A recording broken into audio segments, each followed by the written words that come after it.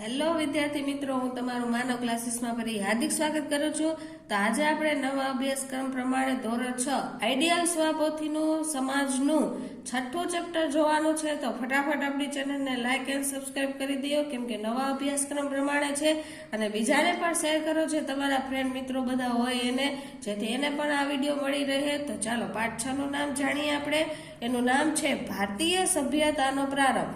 હવે એમાં નીચે તમને સવિસ્તાર પ્રશ્નો જવાબ આપેલા છે. પહેલો પ્રશ્ન છે, સિંધુ સરસ્વતી સભ્યતાની કેટલીક સિદ્ધિઓનો સારાંશ આપતો એક સંક્ષિપ્ત અહેવાલ લખો. તો કે પંજાબ અને સિંધના મેદાનો સિંધુ નદી અને તેની સહાયક નદીઓમાંથી સિંચાયેલા હતા, જ્યારે સરસ્વતી નદી હરિયાણા, પંજાબ, રાજસ્થાન અને ગુજરાતમાંથી વહેતી હતી. આ મેદાનો ફળદ્રુપ અને ખેતી માટે અનુકૂળતા ધરાવે છે. જેવા આસપાસના પર્વતોએ કુદરતી સીમાઓ બનાવી હતી, જેમાં કારણે નદીઓ પાસે વસાહતોનો વિકાસ થયો. વસાહતો એટલે કે રહેવા માટેનો વિકાસ થયો. સરસ્વતી નદીના વિસ્તારોમાં ઘણી વસાહતો હતી અને ગુજરાત તેમજ સિંધના દરિયાકાંઠાના પ્રદેશમાં પણ ઘણા હડપ્પીય સ્થળો મળી આવ્યા છે. 3500 સારસ સંપૂર્ણની આસપાસ ગામો નગરોમાં પરિવર્તિત થવા લાગ્યા અને વેપાર વધવાથી 2600 સંપૂર્ણ પૂર્વ સુધીમાં આ નગરો શહેરોમાં વિકસ્યા. આ વિકાસને ભારતનું પહેલું શહેરીકરણ કહેવામાં આવે છે અને તે વિશ્વની સૌથી મોટી સભ્યતાઓમાંથી એક પ્રતિનિધિત્વ કરે છે. હવે નીચે છે બીજો પ્રશ્ન, હડપ્પીય સભ્યતાને શા માટે અનેક નામો અને તેના મહત્વની ચર્ચા કરો. આ સભ્યતાને હડપ્પીય સભ્યતા કહેવામાં આવે છે કારણ કે પાકિસ્તાનના પંજાબમાં આવેલ હડપ્પા શહેર 1920 અને 21માં શોધાયેલું પ્રથમ શહેર હતું. તેને સિંધુ ખીણ સભ્યતા પણ નામ આપવામાં આવ્યું હતું કારણ કે શરૂઆતમાં મળી આવેલા હડપ્પા અને મોહેંજો-દડો જેવા શહેરો સિંધુ નદીના મેદાનોમાં આવેલા હતા. તેને સિંધુ સરસ્વતી સભ્યતા તરીકે પણ ઓળખવામાં આવ્યું છે કારણ કે સરસ્વતી નદીના તટ પ્રદેશમાં પણ ઘણા મહત્વના સ્થળો મળી આવ્યા છે.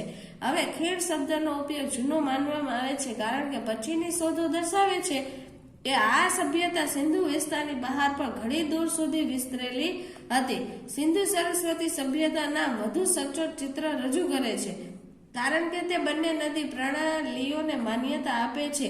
ત્યાં આ સભ્યતાનો વિકાસ થયો હતો. હવે નીચે હડપ્પીય સંસ્કૃતિની મુખ્ય સિદ્ધિઓ કઈ હતી અથવા કારણ આપો. હડપ્પીય લોકો આદર્શ નાગરિકોનો સમાજ ધરાવે. જો તમને ગમે એ પ્રશ્ન રીતે પૂછી શકે, જેથી વિદ્યાર્થીને બંને પ્રશ્ન મગજમાં યાદ રાખવા અને પછી જ જવાબ લખો.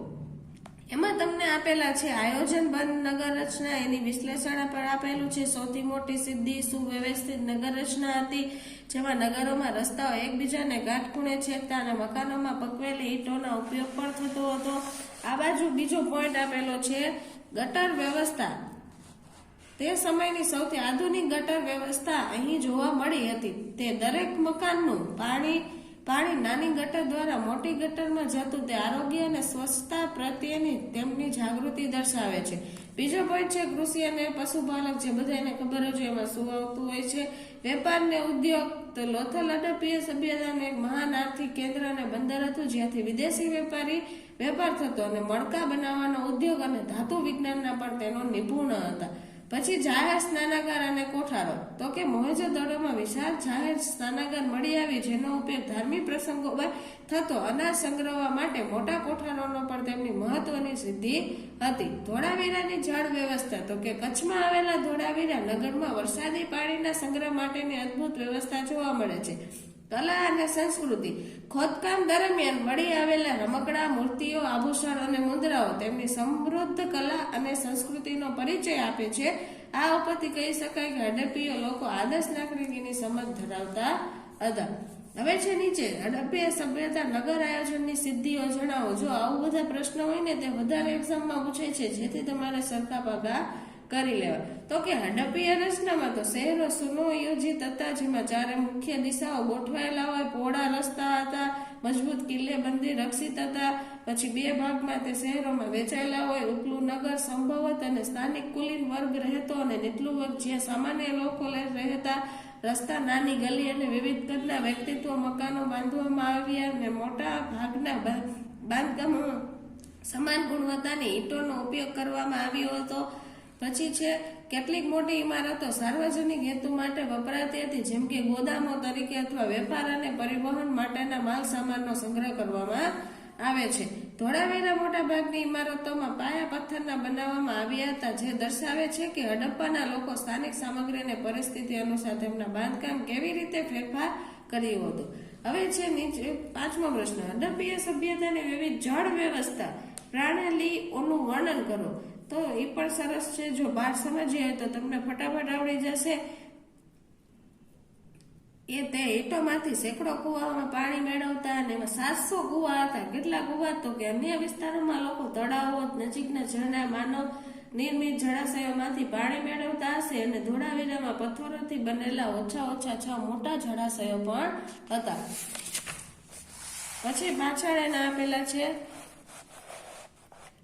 ધોળાવીરાનું સૌથી મોટું જળાશય લગભગ 73 મીટર લાંબુ. જો આ બધું યાદ રાખવાનું. એનું મોટું જળાશય કેટલા મીટર હતું? તો કે 73. તે કાર્યક્ષમ સંગ્રહ વિતરણ માટે મોટા ભાગની જળાશયો ભૂગર્ભમાં ઢંકાયેલી નિકો સાથે જોડાયેલા હતા. મોહેંજો-દડોનું વિશાળ સ્નાનાગાર આશરે 12 × 7 મીટર માપ ધરાવતું હતું. જો આવું બધું હોય ને વિકલ્પમાં એમાં પણ પૂછી શકે, જેથી યાદ રાખવું. નીચે તમને પ્રશ્ન આપેલો છે. છઠ્ઠો, મોહેંજો-દડોમાં ઈંટોથી બનેલા 700 જેટલા કુવા મળી આવ્યા છે. તેઓ ઘણી સદીઓથી નિયમિતપણે જાળવવામાં આવ્યા છે અને તેનો ઉપયોગ કરવામાં આવ્યો હોય તેવું લાગે છે. આ વિગતો ધ્યાનમાં રાખી ચર્ચા કરો. પછી મોહેંજો-દડો આશરે 700 ઈંટોવાળા કુવાઓથી હાજરી દર્શાવે છે. શહેરોમાં લોકો પાસે પાણીની વ્યાપક સંગઠિત સુવિધા હતી અને એક સ્થિર સંતુલિત સામાજિક સમુદાય હોવાનું સૂચવે છે. કુવા સતત જાળવણી રહેવાસીઓ સાર્વજનિક સુવિધા જાળવણી પ્રત્યેક મજબૂત નાગરિકની જવાબદારી છે. તેવી રીતના કુવાઓ, જળ વ્યવસ્થા, સ્વચ્છતાનું બધું આયોજન હડપ્પીય સભ્યતામાં દર્શાવે છે. 7મો પ્રશ્ન છે, હડપ્પીય સભ્યતાની કૃષિ પદ્ધતિ અને ખોરાકના સ્ત્રોતનું વર્ણન કરો. તે શું ખોરાક લેતા એ બધું. વિવિધ શાકભાજી ઉપરાંત કે જવ, ઘઉં, બાજરી અને ક્યારેક તો ડાંગરની ખેતી પણ કરતા હતા. તે યુરેશિયામાં કપાસ ઉગાડનારા પ્રથમ હતા અને જેનો ઉપયોગ રોજિંદા વપરાશ માટે કાપડ વણવા કરતા હતા. હળ જેવા ખેતીના ઘણા સાધનો બનાવ્યા છે. કેટલાક આધુનિક સમયમાં ખેડૂતો દ્વારા ઉપયોગ થાય છે. માંસ ઉપયોગ માટે ઘણા પ્રાણીઓને પાળતા હતા અને માછલી માટેની નદી, સમુદ્ર બંનેમાં માછીમારો કરતા. માટીના વાસણોની વૈજ્ઞાનિક તપાસમાં દૂધની બનાવટો, હળદર, આદુ અને કેળાના અવશેષો જોવા મળ્યા, જે દર્શાવે છે કે તેમના ખોરાકમાં ઘણું વૈવિધ્ય હતું. હવે નીચે પ્રશ્ન નંબર 8માં કલ્પના કરો કે તમે હડપ્પામાં એક ઘરમાં ભોજન બનાવી રહ્યા છો, તો તમે કઈ વાનગીઓ બનાવશો? જે વિદ્યાર્થીને બધા વિદ્યાર્થીઓના મન અલગ અલગ હોય છે, જેથી પોતપોતાની રીતે તમારે લખવાનું રહેશે. પછી 9મો છે, હડપ્પીય સભ્યતાની વેપારી પ્રવૃત્તિઓનું વર્ણન કરો. જે તમે પ્રશ્નમાંથી જોઈને પણ કરી શકો ને સહેલો છે તે. પછી નીચે પ્રશ્ન નંબર 10 આપેલો છે. હડપ્પીય મહોરો ના હેતુ અને લાક્ષણિકતાઓ વિશે વિસ્તૃત માહિતી આપો. નીચે પણ તમને એની લાક્ષણિકતા અને વિસ્તૃત માહિતી આપેલી છે. હવે નીચે ટૂંકમાં ઉત્તર આપેલા છે. સભ્યતા એટલે શું? જે પરીક્ષામાં પણ પૂછાઈ શકે એવો પ્રશ્ન છે. તો કે માનવ સમાજનો એક ઉચ્ચ અને વિકસિત તબક્કો, જેમાં શાસન વ્યવસ્થા, શહેરીકરણ, હસ્તકલા, વેપાર, લખાણ, સાંસ્કૃતિક વિચારો, કૃષિ ઉત્પાદન જેવી લાક્ષણિકતાઓ જેવા મળે તેને સભ્યતા કહે છે. પછી છે સભ્યતાની મુખ્ય લાક્ષણિકતાઓ કઈ છે? તો તમને બોર્ડ દ્વારા આપેલું જ છે. પહેલા પોઈન્ટમાં સંચાલન કરવાનું, પ્રવૃત્તિની વ્યવસ્થા તેવું બધું કરવાનું કીધું છે. પછી બીજા પાણી પુરવઠો, ગટર વ્યવસ્થાની સુવિધાઓ, સુનિયોજિત નગરો, શહેરોનો વિકાસ કરવાનો. પછી હસ્તકલા દ્વારા ચીજવસ્તુ ઉત્પાદન, અંદર તેમજ દૂરના સ્થળો સુધી વેપાર કરવાનો કીધો છે.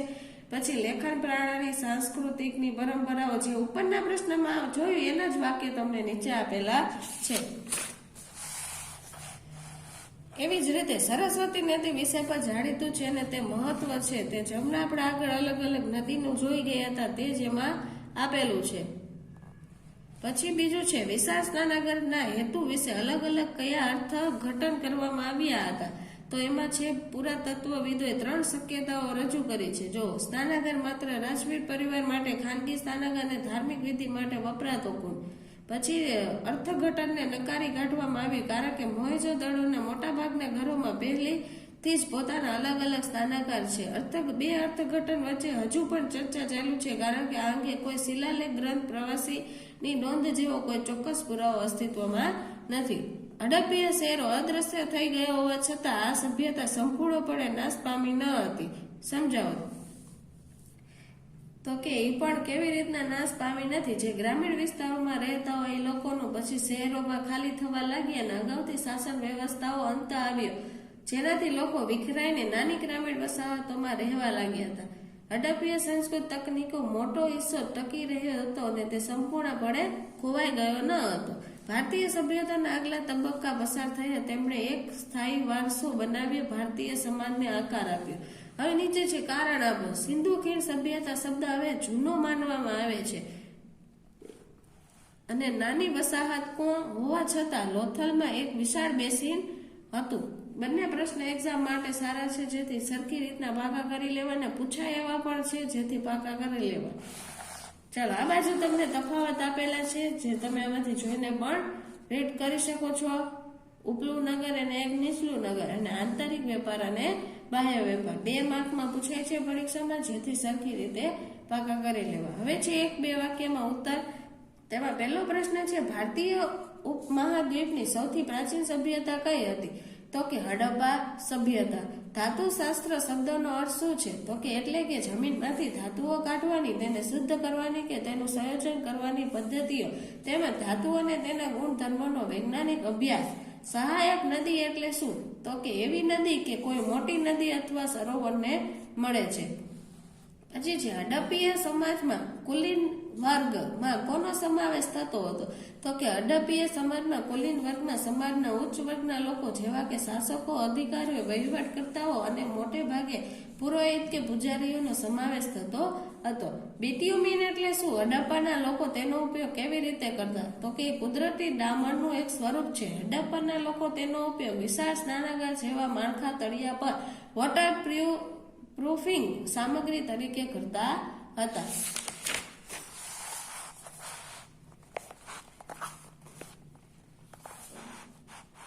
પછી છે 6થો પ્રશ્ન. હડપ્પાની મોટા ભાગની ઇમારતો કઈ સામગ્રીમાંથી બનાવવામાં આવી છે? તો કે હડપ્પાની મોટા ભાગની ઇમારતોનું બાંધકામ સામાન્ય રીતે સારી રીતે બનાવેલી ઈંટોનો ઉપયોગ કરવામાં આવ્યો હતો. જળાશય એટલે શું? તો કે જળાશય એટલે એક વિશાળ કુદરતી અથવા કૃત્રિમ સ્થળ જ્યાં પાણીનો સંગ્રહ થાય છે. પછી કઈ સિદ્ધિએ હડપ્પાના લોકોને યુરેશિયામાં પ્રથમ બનાવ્યા છે? તો કે કપાસ ઉગાડનારા પ્રથમ હતા, જેનો ઉપયોગ તેઓ કાપડ વણવા માટે કરતા હતા. બંદર એટલે શું? તો કે નદી કે કિનારે, દરિયા કિનારે આવેલું એવું વિશાળ માળખું જેનો ઉપયોગ નૌકાઓના માધ્યમથી માલ સામાનની આયાત અને નિકાસ માટે થતો હતો. પછી છે હડપ્પીય મોહરો પર સામાન્ય રીતે કયા પ્રાણીઓ દર્શાવવામાં આવ્યા છે? તો કે હડપ્પીય મોહરો પર સામાન્ય રીતે એક શિંગડાવાળો ઘોડો, બળદ અને શિંગડાવાળા વાઘ જેવા પ્રાણીઓ દર્શાવવામાં આવ્યા છે. પછી છે 11મો પ્રશ્ન. કયા પુરાવા દર્શાવે છે કે હડપ્પાના લોકો શાંતિપૂર્ણ સભ્યતા ધરાવતા હતા? તો કે પુરાતત્વીય શોધોમાં યુદ્ધ અથવા આક્રમણની કોઈ નિશાની મળી નથી અને હડપ્પીય લોકોએ કોઈ સૈન્ય અથવા યુદ્ધના શસ્ત્રો રાખ્યા હોય તેવા કોઈ પુરાવા મળ્યા નથી, જે દર્શાવે છે કે તેઓ શાંતિપૂર્ણ હતા. હવે છે નીચે વ્યાખ્યા આપો. પછી છે પેલું એમાં શહેરીકરણ. તો કે નગર આયોજન, શહેરોનો વિકાસ અને તેનું સંચાલન કરવાની પ્રક્રિયાને શહેરીકરણ કહે છે. કિલ્લેબંધી. તો કોઈ વસાહત કે શહેરની આસપાસ સુરક્ષાના હેતુથી બાંધવામાં આવેલી વિશાળ અને મજબૂત દીવાલને કિલ્લેબંધી કહે છે. દરિયાઈ પ્રવૃત્તિ. તો કે સમુદ્ર માર્ગે હોડીઓ કે જહાજો દ્વારા કરવામાં આવતો વેપાર અને અન્ય ગતિવિધિઓને દરિયાઈ પ્રવૃત્તિ કહે છે. નીચે તમને માગ્યા મુજબ આપેલું છે, તો એમાં સૂચના શું આપેલી છે જોઈએ આપણે પહેલા. તો કે હડપ્પીય સ્થળો પરથી મળેલા નીચેના પુરાતત્વીય તારણો વાંચો અને નક્કી કરો કે તે તેમની સભ્યતા વિશે મુખ્યત્વે શું દર્શાવે છે. નીચેના બોક્સમાંથી પસંદ કરો. પછી જેમાં પેલું, ચારેય મુખ્ય દિશાઓમાં ગોઠવાયેલા પહોળા રસ્તાઓ નાના અને મોટા અને મકાનો માટે બાંધકામની સમાન ગુણવત્તા અને શહેરોની આસપાસ કિલ્લેબંધી શું દર્શાવે છે? તો કે નગર આયોજન. રસ્તાની નીચે ઢંકાયેલી ગટરોનું નેટવર્ક જે ઘરોમાં વ્યક્તિત્વ સ્નાનાગાર સાથે જોડાયેલું હતું અને તેની સાફ સફાઈ અને જાળવણીની વ્યવસ્થા શું દર્શાવે? તો કે નાગરિક જાગૃતિ. પછી અહીંયા સીમાં પણ આપેલું છે હજી હળના માટીના મોડેલ, જવ, ઘઉં, બાજરી, ડાંગર, કઠોળના અવશેષો અને અનેક સ્થળોએથી કપાસ ખેતીના પુરાવા મળ્યા. એમાં શું દર્શાવે તો કે કૃષિ તકનીક. પછી છે સુવામાંથી મળેલા અકીકના મણકા, એ ઓમાનમાંથી મળેલો હાથીના દાંતનો કાસ્કો અને લોથલમાં 217 મીટર 36 મીટર માપનું વિશાળ બંદર જોવા મળ્યું. શું દર્શાવે છે તો કે વેપાર નેટવર્ક. પછી છે સાદ્રશ્ય જોડકાનો સંબંધ પૂર્ણ કરો તો કે સરસ્વતી તો ધગર હાડકા, તો સિંધુ તો ઇન્ડસ, મોહેંજો-દડો તો વિશાળ સ્નાનાગાર, તો લોથલ તો બંદર, તાંબુ તો કાસુ, તો કે સ્ટેટાઇન એટલે કે પોચો પથ્થર, તો અહીંયા તો કે મહોર, યમુના તો ગંગા, ચિનાબ તો સિંધુ, અકી તો આભૂષણો, કપાસ તો કાપડ, મેસોપોટિયમ 4000 સાલ સંપૂર્ણ, પછી સિંધુ સરસ્વતી સભ્યતા તો 2600, રાખી ગઢી તો હરિયાણા, કાલીબંગા તો રાજસ્થાન, જવ તો અનાજ, દાળ તો કઠોળ. એવી જ રીતે નીચે આપેલું છે પ્રશ્ન નંબર 3 હડપ્પીય શહેરો વિશે ખૂટતી માહિતી ભરીને કોષ્ટક પૂર્ણ કરવાનું છે.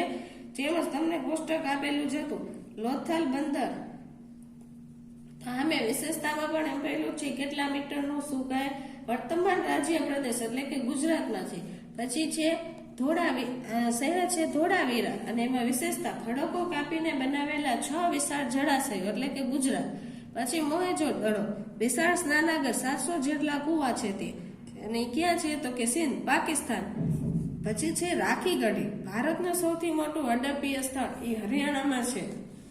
પછી નીચે પાછું કોષ્ટક એક આપેલું છે પ્રશ્ન નંબર 4 નીચેના હડપ્પીય કૃષિ ઉત્પાદનો અને સામગ્રીઓને યોગ્ય જૂથમાં વર્ગીકૃત કરો.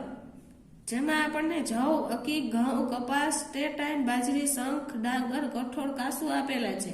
હવે અનાજ અને ખોરાક, પછી કાપડ અને સામગ્રી અને આભૂષણો અને કારીગરીની સામગ્રી, જે આમાં આપણે વર્ગીકૃત કરવાનું છે.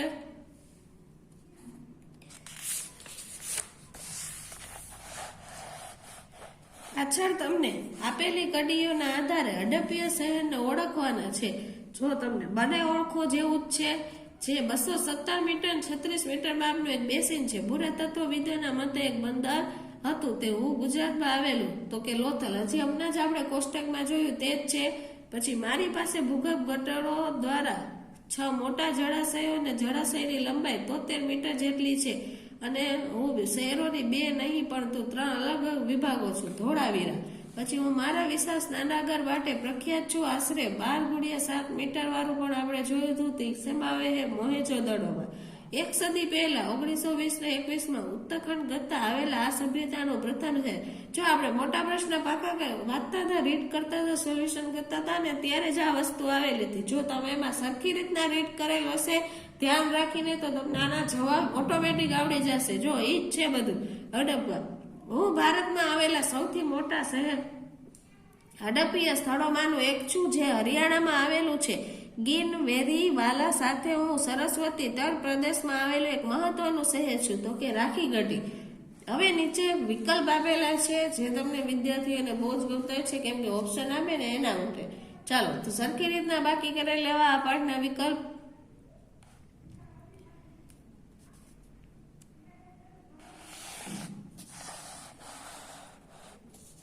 ચાલો આ બાજુ 8 થી 14 વિકલ્પ આપેલા છે.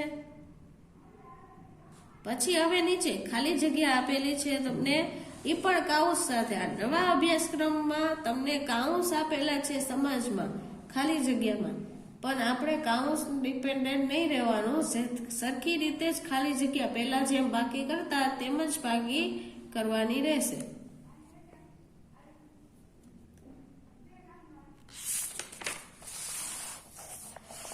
ચાલો પાછળ તમને ખરા ખોટા આપેલા છે જે 10 છે.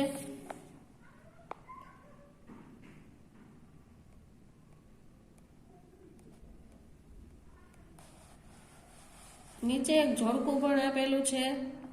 ચાલો આ પાઠ અહીંયા પૂરો થાય છે. આગળ એક પ્રવૃત્તિ પણ છે, નકશો, જે વિદ્યાર્થીઓને જાતે કરવાનો રહેશે. નકશો જેથી પરીક્ષામાં એ લોકોને ખબર પડે કે સ્થળ ક્યાં આવેલા છે, શહેર ક્યાં છે, એ બધું. તો આ વિડીયોને આપણે અહીંયા વિરામ આપશું. તો આઈ હોપ અમે એવી આશા રાખીએ છીએ કે તમે અમારા વિડીયોને વધુ વખત શેર કરશો, જેથી ઘણા બધા વિદ્યાર્થીઓને પણ નવા અભ્યાસક્રમ પ્રમાણેના વિડીયો મળતા રહે, અને એને પણ કહો કે લાઈક એન્ડ સબસ્ક્રાઇબ કરો, જેથી નવા વિડીયો દરેક જોઈ શકે અને તમે પણ લાઈક એન્ડ સબસ્ક્રાઇબ કરવાનું ભૂલતા રહે.